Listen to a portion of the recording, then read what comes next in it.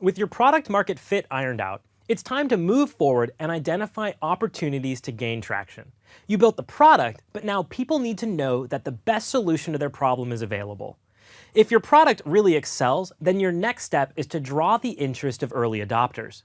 Because growth hacking by nature is extremely lean, I'm assuming you don't have the necessary funds or resources to launch a massive campaign using traditional media.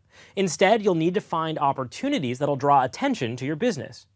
Your first opportunity for growth will come from this audience of highly interested and loyal users. At this stage, you've developed your personas and you should have a familiarity with where you'll find them. Early tech adopters, for example, are likely spending time on reddit.com, reading the online blog Mashable, or participating in an online forum. If your audience is expectant mothers, you may find that they're spending time reading parenting blogs, shopping for furniture on Craigslist, or building a wish list on Amazon.com. The goal is to creatively determine where you can wedge in your story. Find a creative way to draw their attention in a particularly noisy environment. And as we discussed earlier, this opportunity might not be immediately apparent. You'll have to test a lot of ideas, and the faster you can roll out concepts, the sooner you can look at the metrics. A/B test as frequently as possible. You've got to be nimble and accept an almost desperate attitude.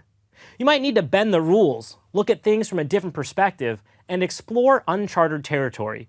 There isn't an off-the-shelf list of the top opportunities for you. Everyone has ideas, but if you've seen it or read about it already, it's probably overused and an unavailable opportunity. To paint the picture of what I'm talking about, let's look again at Airbnb. During their initial growth stage, they needed to draw a lot of attention to their rentals. They determined that their target audience was using Craigslist as their main choice for finding vacation rentals.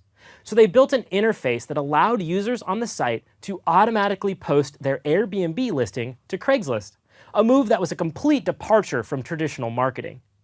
Craigslist didn't have an open API or any interface that would allow this to work in a standard sense.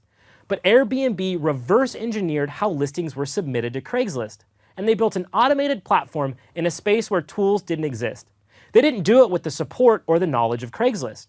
It's the type of integration that only a growth hacker would dream up. They didn't take no for an answer. We can learn a lot from this example, and I think if we reverse engineer it, we can come up with a great framework for finding your opportunity. The strategy will be to formulate a goal, generate ideas, prioritize the ideas, test, and then optimize. So in the case of Airbnb, the goal was to get traffic from Craigslist. Next, they likely came up with a ton of ideas on how they could achieve that goal. It's quite possible the idea was fairly innocent in approach: cross-post listings to Craigslist. At the ideation stage, understanding how to execute isn't important. All the ideas should then be prioritized, and that can be done as easily as assigning a value of impact and a value of effort. Start with high impact, low effort ideas. With the idea in hand, it moves to testing and optimization. This involves building a solution, trying it out, reviewing the metrics, and then optimizing based on the findings. Rinse and repeat that cycle until you've arrived at the goal. Remember, the key to the entire process is to closely monitor the data. If the results are statistically significant but not impressive, move on. Growth hacking requires that you innovate your own opportunity. I encourage you to push the boundaries and try something completely novel.